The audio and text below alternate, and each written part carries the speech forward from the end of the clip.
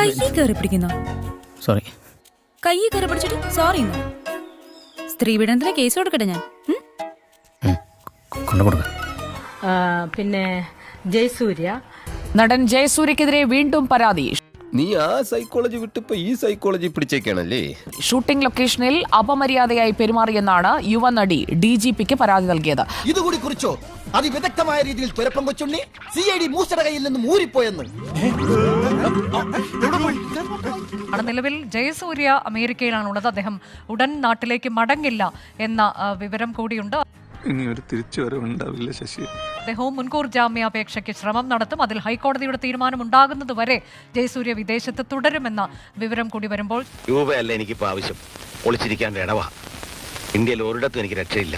നാട്ടിലെത്തിയാൽ താൻ അറസ്റ്റ് ചെയ്യപ്പെടുമെന്നും ജയിലിൽ പോകേണ്ടി വരുമെന്നുമുള്ള പേടി ജയസൂര്യക്കുണ്ട്. എന്നെ എങ്ങനെയെങ്കിലും ഈ പൂട്ടിന്നൊന്ന് രക്ഷിക്കണം. ഏതായാലും ദുബായിൽ എങ്കിലും എത്തിയ ശേഷം നാട്ടിലേക്ക് വരാതെ അവിടെ തുടരാനാണ് ജയസൂര്യ ഇപ്പോൾ തീരുമാനിച്ചിരിക്കുന്നത്.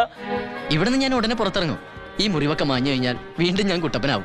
എന്റെ ഭാവിയിൽ എനിക്ക് നല്ല വിശ്വാസമാണ്. സിനിമാ മേഖലയിലെ പ്രമുഖർ ഉൾപ്പെടെ ജാമ്യമില്ലാ വകുപ്പുകളിൽ കുടുങ്ങുമ്പോഴാണ് ജയസൂര്യ വിദേശത്ത് ഇപ്പോൾ അഭയം പ്രാപിച്ചിരിക്കുന്നത്. നല്ലത് പറയിപ്പിക്കാൻ വേണ്ടി ഒന്ന് ശ്രമിക്കണ്ടെന്നേ. നന്നായിട്ട് സ്നേഹിച്ചാൽ മതി, ആത്മാർത്ഥമായിട്ട് സംസാരിച്ചാൽ മതി.